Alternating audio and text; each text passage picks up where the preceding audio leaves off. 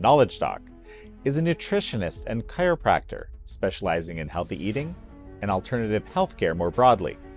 He has published over 6,000 videos and amassed 13 million followers on YouTube, and has trained over 2,500 doctors and healthcare practitioners in how diet can impact your health. You reduce carbohydrates, it then forces your body to go after your own fat as fuel. So for weight loss, it's great, and for other things, it's good too.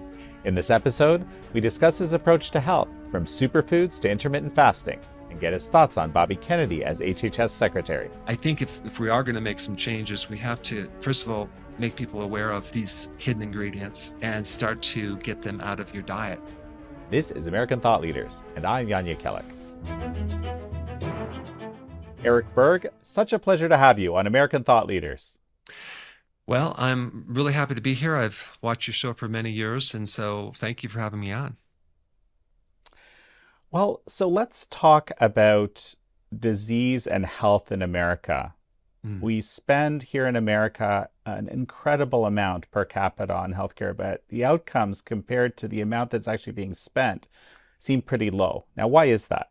Yeah, you're right, because we spend 4.5 trillion and we have the worst health.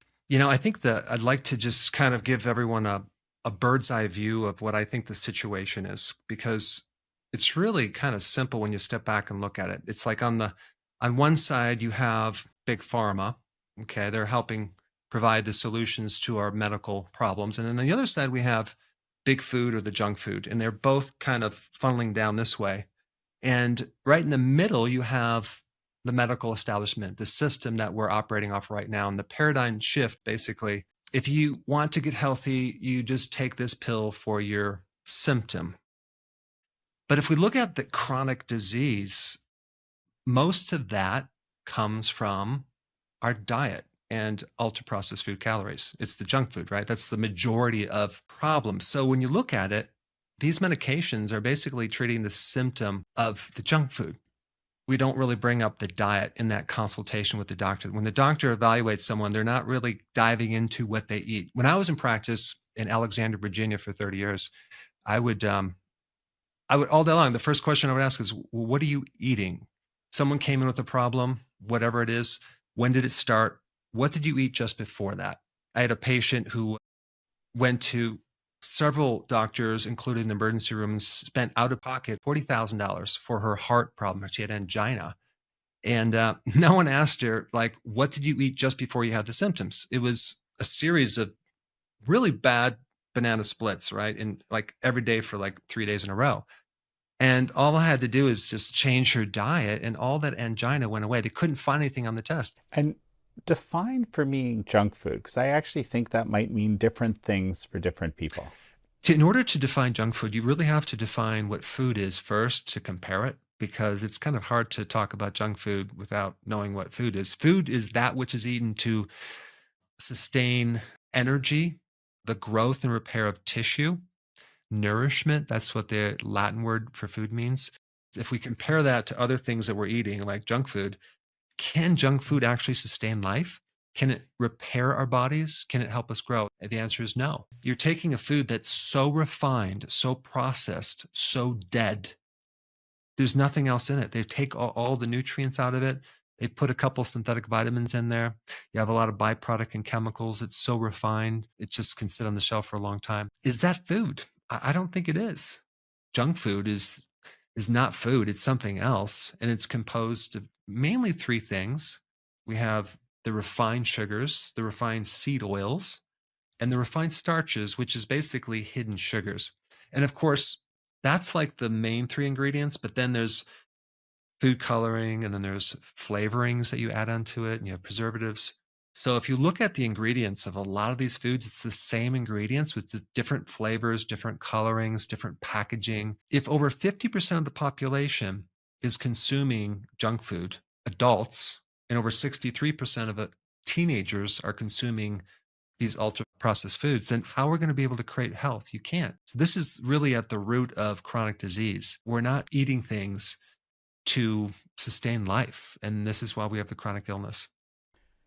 Let's talk a little bit about these 30 years that you were in practice. I understand you were a chiropractor primarily, but then, of course, you sort of branched out from there. Can you give me a picture of that, please? I had no intention of kind of getting into what I am to now because I would literally eat pure junk food all the way up until I was like 28 years old. And I got away with it for so many years, but then it caught up with me. But the only thing green that I ate, I think, was pistachio ice cream and lime green jello. But other than that, I never ate a vegetable, never ate anything healthy. And so I was going along and getting away with it until I started getting in my 20s. And all of a sudden, I was like arthritic in my fingers and my back. I had chronic fatigue syndrome. I was just, I couldn't sleep. I started going downhill. In fact, my wife was like, "You don't look too good. You look kind of gray and almost greenish." And I was going downhill. So, of course, it was a good and bad thing. The good thing was it kind of woke me up to eating healthily and figuring out things because I stumbled on what to do to correct things. But if I never had that experience, I never would have got into health at all. I stumbled on a book called Mastering the Zone. And I didn't even read the whole book. I just read the introduction and it said something about insulin and avoid carbs and eat high quality protein.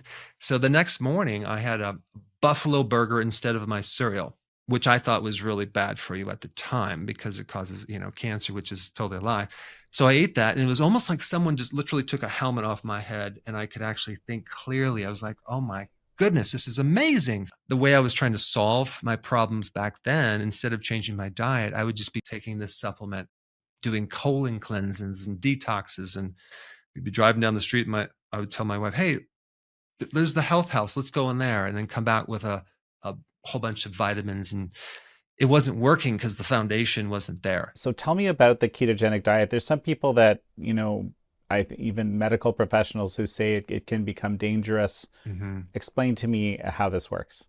Yeah, in real simple terms, you're basically just eliminating the massive amount of carbs that people eat. And so because when you reduce carbohydrates, it then forces your body to go after your own fat as fuel. For weight loss, it's great. And for other things, it's good too. The average person that's not overweight has literally 100,000 calories of fat on their body. So they have a lot more stored energy for running on fat than they do from the dietary source of calories. If you don't tap into your own fat, then you're going to be dependent on the next meal. You're not going to be able to go long before you're hungry. So when you start shifting off to the ketogenic diet, which is basically, it's the breakdown of fat into ketones as an alternative fuel, then you can go a lot longer because you're running off these calories that are just stored. And that allows you to get rid of your cravings and your hunger and produce a whole bunch of health effects, especially for your brain and your heart, that you never could do if you're not in ketosis. There is a certain condition, if they forget their medication and they don't take insulin and their blood sugars go too high, then the body can develop a different type of ketosis, which is like a dangerous type of ketosis. People mix them together and say all of ketosis is bad, which is not true. Our bodies were designed to not have to eat every hour and a half.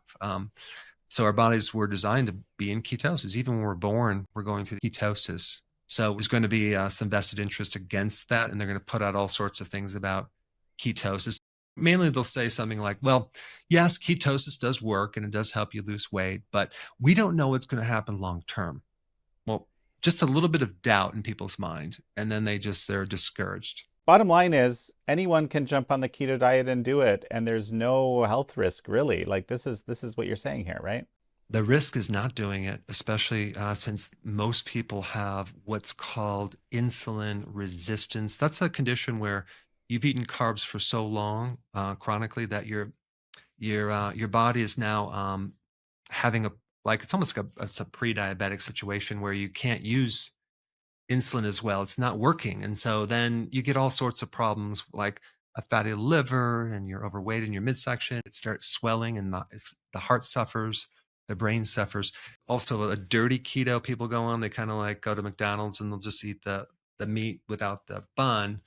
And that's fine as a step up. But the way that I teach people to do it is to do it the healthy version.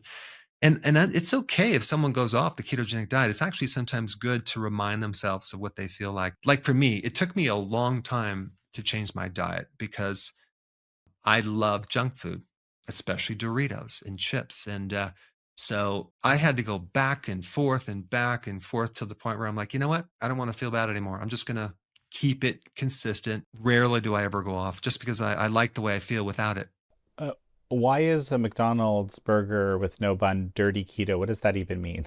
That means like you're using the lower quality of calories on the ketogenic diet. For example, keto diet is not necessarily high fat. Like people think they can eat more fat and go into ketosis. No, no.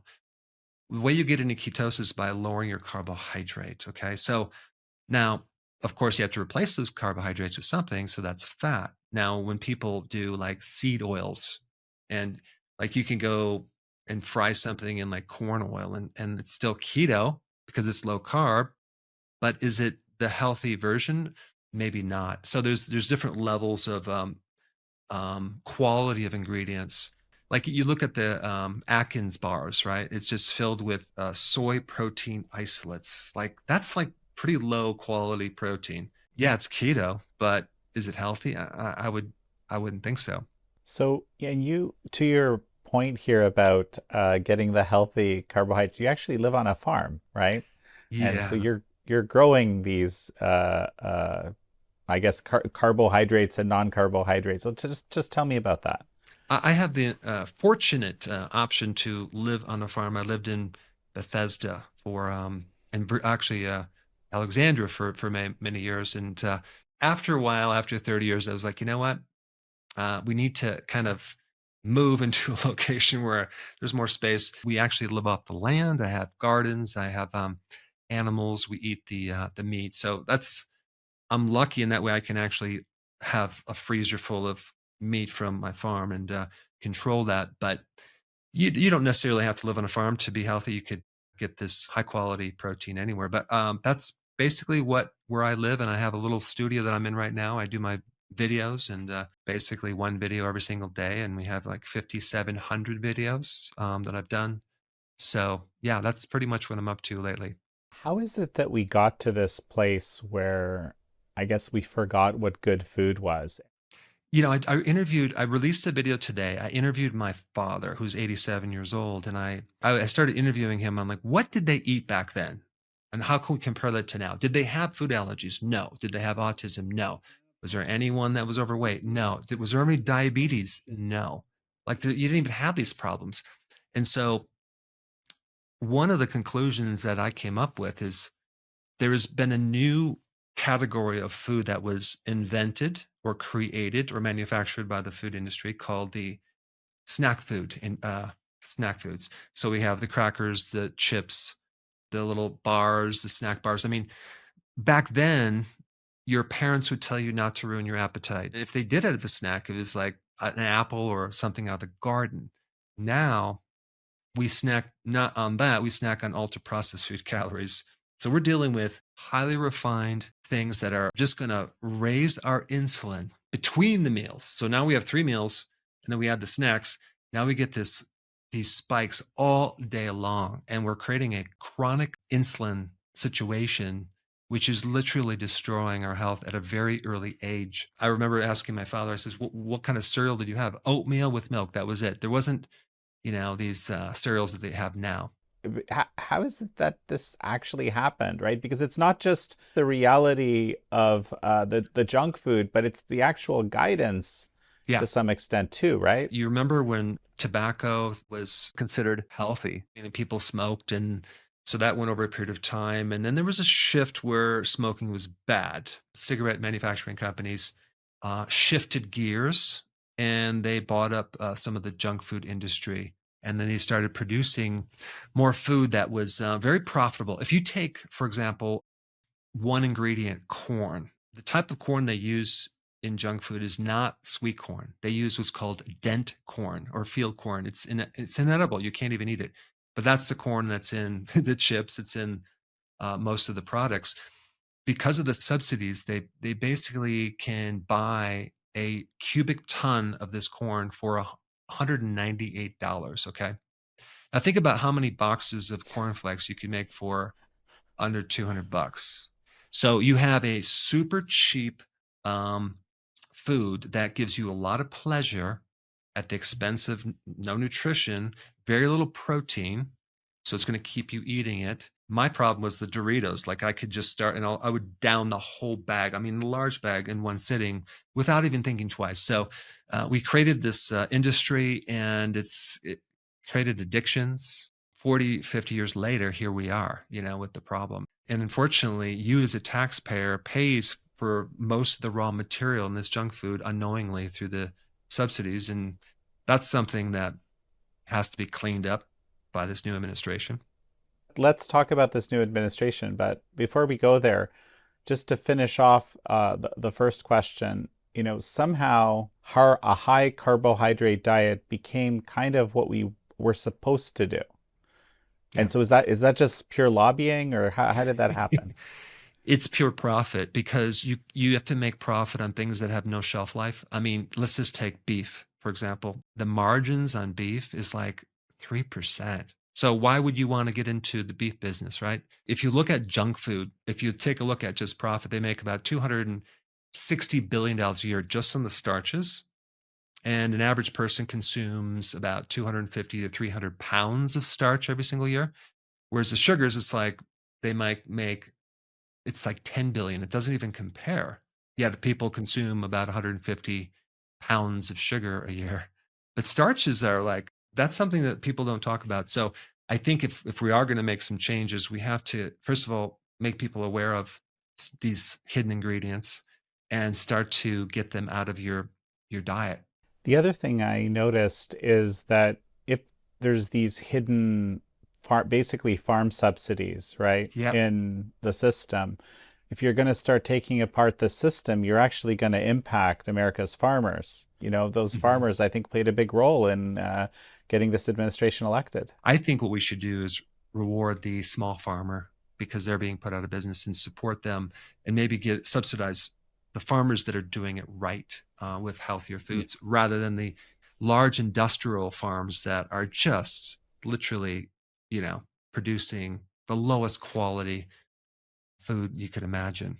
What about large farms that produce higher quality food? Because there must be a range. Just Yeah, there's a a total question. range, Yeah. and Cornucopia is a great activist group that I support, and they have a food scoring system that they'll look at these farms and like they talk about who's doing right, who's not doing it right, because they find these loopholes and they try to cheat the system. And it's called organic, but is it really organic? So they're really trying to keep the integrity in at least in the organic sphere. There's going to be a lot more transparency because the largest privately owned company in the United States, I won't even say their name. Um, that's the company that makes most of the starches and the seed oils and some of the sugars too. And they're a privately owned company, and so they don't have to disclose certain things. What is the promise of this new administration in your view? RFK is he's a non-politician. He's going to be a really good person to get in there to cut the umbilical cords between the cozy relationships and of the conflict of interest between industry and the government. Right now, the food guidelines are associated between who has the strongest lobbyist, and so there's too much influence from industry in our food system, in our medical system, in the research of drugs. He's going to clean that up. And of course, they're going to attack him for this, but it's going to be a really vital change to remove this conflict of interest and have more transparency so we can actually focus more on the root causes of health issues, support the smaller farmer and make it possible for our generation to be healthy, because right now it's getting worse. The food guidelines is so important because it trickles down into the school system, the hospitals, the assisted living home. There's an individual I know who he's in Arizona. He owns 4 assisted living homes. Okay. And what's really interesting about him is he changes the diet. He doesn't allow junk food.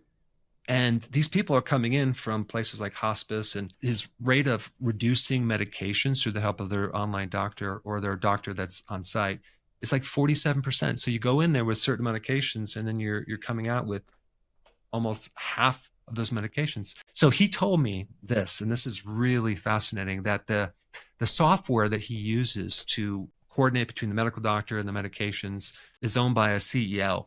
That I told him to contact the CEO, and I want to know, on average, what's the average number of medications that these patients are on? So he did that for me. And you're not going to believe what he said. He took 100 people, random people out of his database, and he works with people all over the United States in these assisted living homes. And he found a range between 91 medications to 42 medications, with an average of 48 medications. He sent me a document with one patient on 48 medications. Okay. I looked through this. I almost vomited because I'm like, you got to be kidding me. An average person going to an assisted living home is on 48 medications. I mean, this is like outrageous. This is insane. So why wouldn't we want someone like Bobby Kennedy to go in there and straighten this up, to improve this, to get people to start eating real food all over the place? I remember thinking that too in the past, that it's so bizarre that the food you get in hospitals, isn't really a very high quality. You would think it, like, nutritionally, you might want that, right? I lived in Thailand for a couple of years, where medical tourism is a popular thing, except that it's sort of like a 5-star hotel experience, right? That's part of what you pay for, is doing whatever the medical procedure you want. And they feed you really well. And I thought, man, this is very different from the Wow. hospital food I've seen, right? I know, like I Uh, went in for surgery, and I was like, do you have any protein? No, we have Jello crackers. I'm like, I need protein. Can you, I mean, it's sickening, like, especially with before surgery and after the surgery, like you need, you need actual food. it does seem crazy on the face of it that there's the average number across 100 random people in elder care facilities. An average person would be on 48 medications. That seems astonishingly high. However, well, you know, presumably they need some of those medications. So so there's you're arguing there's an overprescription scenario happening here. I mean, just like the question is, did you bring up food? Are you using food in your equation when you're diagnosing? How do you know what is causing what? Are you looking at the side effects from the medications? Maybe you're just treating the side effects of the medication with another medication, and we go round and round. When you treat symptoms and not root causes, you don't really improve the health. So, like, even your blood sugars, right? You take a medication to lower your blood sugars. Where do you think that's going? Where do you think that sugar is going? Is it evaporating? You're just changing one problem, you're shifting it to another part of the body. Mhm. Especially, there's something called iatrogenic disease. I don't know if you ever heard of that. Mm, That's of course. medication caused disease. That's like number 3 as far as on the top leading causes of death. Is iatrogenic is number third. So, or number 3. So the question is, I think, especially with the antibiotics and steroids and things like that, it should be reevaluated. The system is unworkable. There are medical doctors, I guess the bottom line is, that do look at causes and not just symptoms, but basically the default is to look at the symptoms. Is that a right way to characterize? There's more and more doctors are looking at the whole body. Even endocrinologists that I know, that I'm friends with, that are looking at the diet, because there's just a kind of a disconnect. They refer anything related to food to the dietitian, but then they don't have control of that. So I think the new trend is going to be looking at the whole body, and so they're not just stuck in this managing the symptom model. Just like if you take an engineer, and an engineer looks at this logically, like they're going to go, wait, what's wrong with this? This is no. Let's what's the mechanism? What's underneath it? Like, do we ever take people off the medication? What's the plan? What's the long term plan? There's a lot of people that are interested in weight loss right now, and there's these, very popular new drugs, which a lot of people are going on. Is that they're actually working for people. Mhm. If someone is interested in weight loss, where should people look first? Well, I think if we look at just weight loss by itself, there's just one thing you need to know about how the body stores fat, and that has to do with the hormone insulin. So if you want to lose weight, you got to keep that insulin low. So Mm. there's 2 ways to do it. One is to lower your carbohydrates, and that would be the sugars and starches. But the other way too is you can also do a different thing, which is do intermittent fasting. Start skipping your breakfast and having like 2 meals and not the snacks. So if you go longer without the snacks, what you're going to find is you'll go into ketosis, your appetite will go down. And we're not even talking about lowering calories. We're just talking about not eating so frequently. You can lose a lot of weight like that because every time you eat, you raise insulin, regardless of what you eat.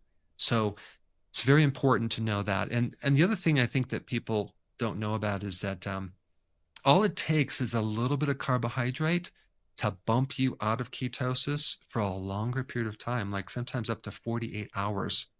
So that half a glass of wine or that toast, you kind of have to now wait for a day and a half to 2 days before you get back in the ketosis. So I'll have people that's saying, well, I'm trying it, but it's not working. And then you ask them what they're doing. They're like, well, yeah, I do have a little bit of something in between the meals. I'm like, okay, so just do intermittent fasting. Watch what happens. And it finally works for them. If you try to do a diet with higher in carbs, it's torture because you're trying to lose weight with hunger and cravings. I mean, that's hard. You're going to, at night, you're like looking at the cupboard and like, oh my gosh, I need some carbs, right? So it will make it easier. Yes, it does take discipline, but I think the best thing to do is don't have it in the house where it can tempt you. I want to touch on a few things which you, I guess, recommend. I don't know how broadly, but one of the things that we've discussed before privately is vitamin D. I discovered it really as such an important thing during the COVID-19 pandemic, where people with higher levels of vitamin D just had a lot better outcomes on average. Vitamin D is the most important vitamin because it's involved in 10% of all of our genes. That's like over 2,500 genes. Think about how vast that is, right? Everything from the immune system to the brain to inflammation to your bones. So it's not just about bones, absorbing calcium for bones. It's about a lot of different things. The question is, can you get enough vitamin D from the diet? No, you can't. It's impossible. You can get it from the sun, but think about what happened in the 80s. We or someone had this idea that we should stay out of the sun because sun causes skin cancer. We became sun phobic. And even nowadays, it's hard to find even kids outside. What we really need as a maintenance dosage on a daily basis to maintain all of the systems in the body with just as a maintenance dose is 10,000 IUs of vitamin D3. Very few people know that, and very few people are doing that. They're using the outdated information that was only researched about with your bones preventing rickets, which is like soft bones in children. And they're not looking at all this amazing research. And I think because the amount of competition with medications is very high, because if you take a look at vitamin D, what it can do for inflammation, what it can do for autoimmune, what it can do for respiratory infections, what it can do for insulin issues. It's literally amazing when you dive into the research. I think I have over 280 videos in vitamin D.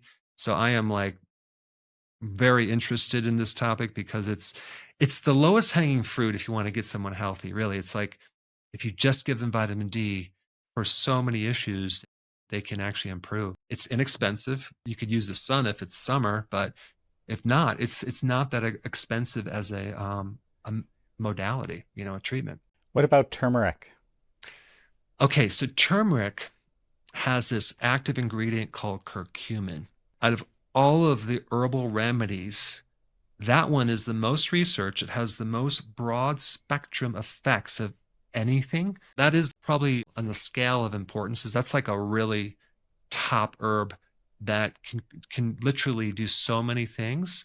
And I think because it can grow in very dehydrated environments, and so that plant has adapted for hundreds of thousands of years to create these amazing defense mechanisms and these properties of survival that we can then consume, and it helps our bodies in many different ways, especially as an anti-inflammatory.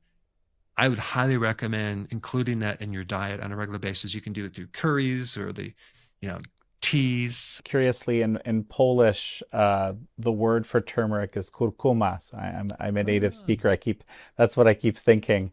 as you say it. And I might add, it's delicious. It's just a a wonderful thing in food. One thing So that I made a yeah, mistake of, I'm always the kind of the guy that if it's a little is good, a lot is better. No, not with yeah. turmeric. There's definitely a limit, and you don't want to get it on your shirt. So Oh, yes, yeah. I grew it and then I Mhm. dried it out and I started to eat it through the day, like for several days in a row. I was just eating it constantly. Got sick. You don't need much. Just have a little Mhm. bit. You help people with like basically fatigue and so forth. I mean, what is your must have like a broad approach to dealing with that, or When you take a symptom like fatigue, that can come from a lot of different things. So the first question I always ask is like, what are you eating? But as far as nutrients go, there's a really important nutrient that people know about, but they don't really connect it to fatigue.